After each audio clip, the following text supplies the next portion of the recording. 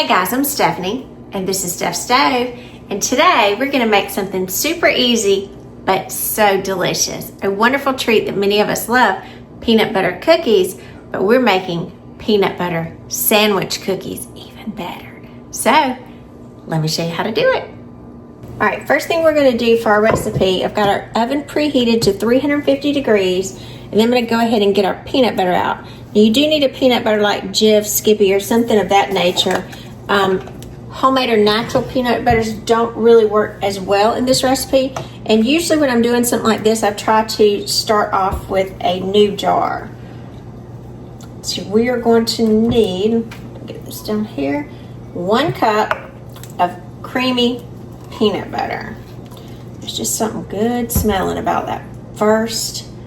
You take the paper off, a new jar of peanut butter. Ooh, that's some good smelling stuff. Makes you just crave a peanut butter and jelly sandwich and a cold glass of milk. Alrighty. Got that. And that's about, this is a 16-ounce jar. It's close to half. Alright, let's get this in our bowl. And again, you do want to be sure to measure it out. Don't eyeball it on this. You do want to measure it. Alright, so that's 1 cup of creamy peanut butter, and to this we're going to add 1 cup of white granulated sugar, 1 large egg, and I always like to crack my eggs in a separate bowl. Most of you know that. Just don't like to have anything interfere with my eggs. And for this, I'm just going to use a hand mixer. Kind of would be a little difficult. I guess you could try if you wanted to mix it by hand, but I prefer a hand mixer for this. Just going to mix these together really nicely. Get that extra peanut butter off my little silicone spoon here. And the good thing about this, if you don't like gluten, there's no flour in it. So this is a good, simple recipe here. And you want it to come together, and you can see it's coming together really nicely like this. So I'm going to kind of back it down just a little. And we do need to add a little vanilla. I like to mix it up a little bit first before I go in and add my vanilla. And this is my homemade vanilla extract. Nice plain going by. And 1 teaspoon of vanilla extract. That close back up. Ooh, that vanilla smells good. And if you'd like to know how to do that, I've got a video on my page, and I'll try to put a little link in the description for you to be able to find that. It's really easy how to make your own homemade vanilla extract. And it's early in the year. You could have some time to make it and have it ahead for Christmas gifts. Now when it kind of is stiff like this, and you know that the vanilla has incorporated into all of your dough, and it forms, I would say, a dough-like texture. Just kind of bring your beaters up, get all that off.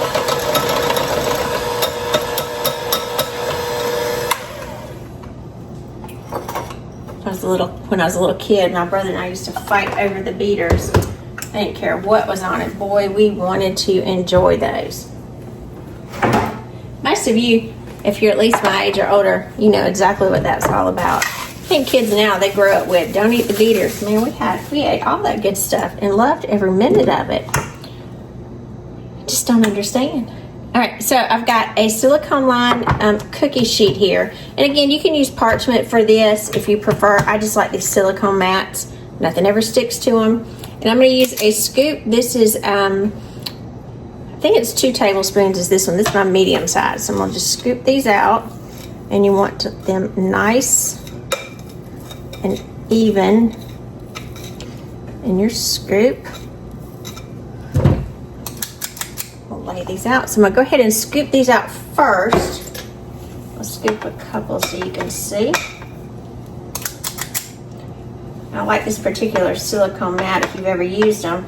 This one has perfect little marks to separate everything. It's just easy. I was kind of reluctant to use these in the beginning, but after I got to use them, I really, really enjoy them. You have to let me know if you like those too. Again, they clean up easy, so you only have to purchase them once. And just keep using them over and over.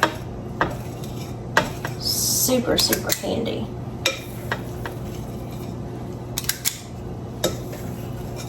A few more.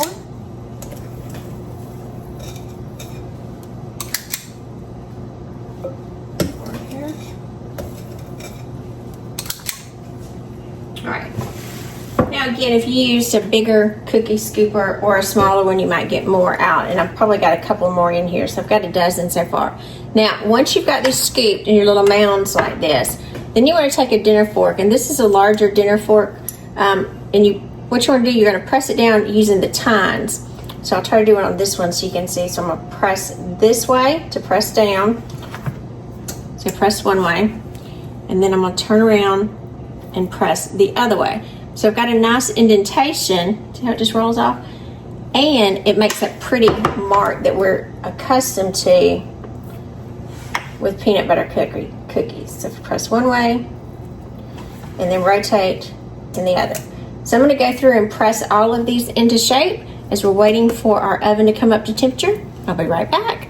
All right, our oven just came up to temperature, and I've got all of these pressed out nicely. So we're going to put these in the oven, and these are going to bake for 10 to 12 minutes or until the edges are golden brown. So, see you back in just a few minutes. All right, our timer's going off. So check. Look at our pretty cookies. Oh, you can smell how nice they are. Okay, now these are just starting to set at the edge. They're light golden brown, so this is exactly what we want. So I'm going to put these up here. They're going to set on a wire cooling rack, and they need to cool completely before we move forward with them. So let them sit up there and let our pretty cookies cool completely. Now, if you didn't want to fill them and you just wanted to enjoy some wonderful peanut butter cookies, you could stop right here. But we're going way further with this delicious cookie. See you back in a few minutes. Alrighty, while our cookies are cooling, now it's time to make the wonderful filling that'll go inside of it. So I've got right here, this is 1 stick or half a cup of softened butter. And to that, we are going to add 1/4 cup of light brown sugar. And then blend this together with our hand mixer until it's very light and fluffy. So here we go. Right, we've got this very well incorporated now, so I'm going to turn my speed completely off. And to this, we're going to add 1 cup of powdered sugar. Then we're going to start on low and then blend this together. Now this is going to get kind of a crumbly texture, but that's okay. Kind of reduce it down again. And then to this, we are going to add in, got 2 tablespoons, I had to look behind me, I thought my cat was behind me, 2 tablespoons of heavy whipping cream. She hears me cooking and she sneaks up around and kind of rubs on me. I think she wants some of whatever I'm cooking. Usually she does. So we're going to blend this together until that whipping cream is completely combined.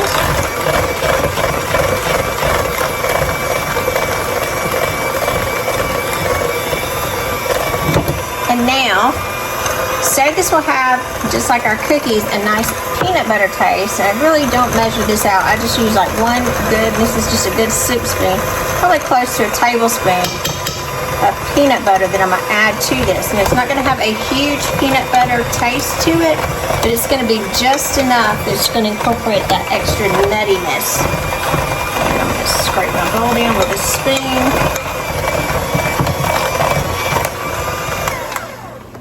Turn that off just for a second. Let's get this completely off there.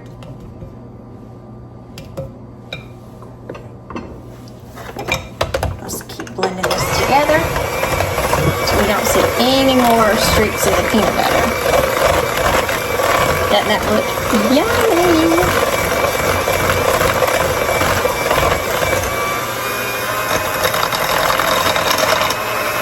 All right, there we go.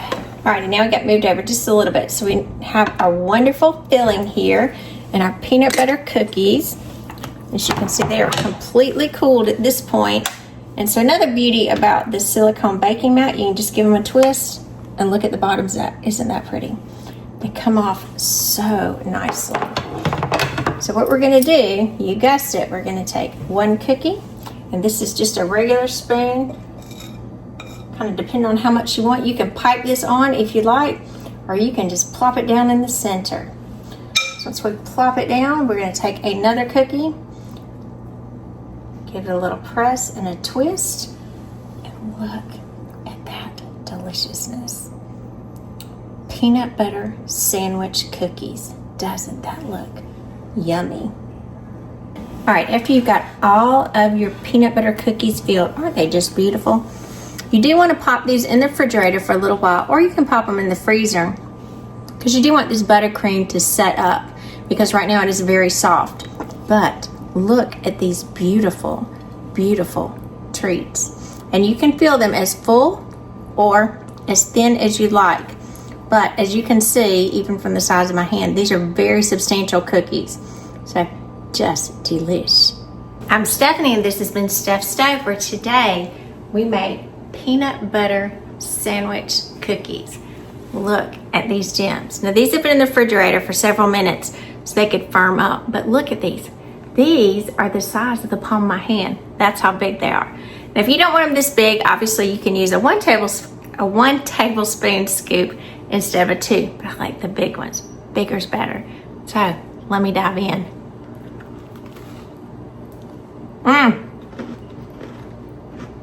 Look at that.